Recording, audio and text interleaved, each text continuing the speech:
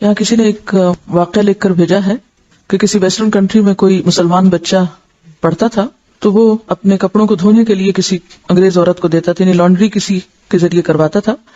تو ایک دن اس عورت نے طالب علم سے کہا کیا آپ میرے کام سے مطمئن نہیں؟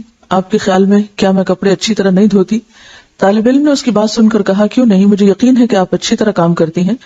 یہ سن کر وہ بولی پھر آپ خود ہی اپنے کپڑے کیوں دھو کر مجھے دیتے ہیں، یعنی کپڑوں کے داغ وغیرہ کیوں دھو کر مجھے دیتے ہیں. طالب علم نے انکار میں سر ہلایا کہ میں بھلا کپڑے دھو کر کیوں دوں گا.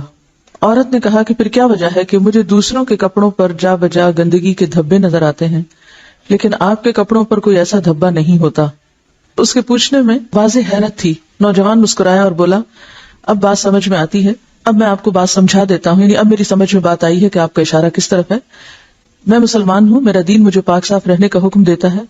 میری شلوار یا پینٹ وغیرہ پر پیشاب کا چھینٹا بھی لگ جائے تو میں نماز نہیں پڑھ سکتا، لہٰذا اگر کوئی ایسی چیز ہو تو مجھے اسے خود دھونا پڑتا ہے اور اسے دھو کر پاک کرتا ہوں.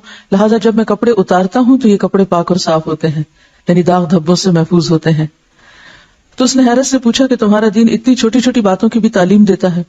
نوجوان نے کہا ہاں، ہمارے رسول صلی اللہ علیہ وسلم نے ہمیں یہ حکم دیا ہے کہ ہم جب بیت الخلاء میں جائیں تو دعا پڑھیں، جب باہر آئیں تو دعا پڑھیں، کپڑے پہنوں تو دعا پڑھوں، کھانا کھا کر فارغ ہو کر گھر سے نکلتے وقت، سوتے جاگتے وقت، زندگی کے ہر کام یا ہر موقع پر ہمارے رسول نے ہمیں دعائیں سکھائی ہیں.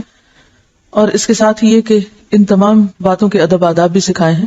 تو اس انگریز عورت کو وہ باتیں بہت دلکش اور حیران کن محسوس ہوئی اور کچھ دن تک وہ اس طالب علم کی عادات کا مزید جائزہ لیتی رہی اور بالآخر اسلام اس کے دل میں گھر کر گیا اور وہ مسلمان ہو گئی.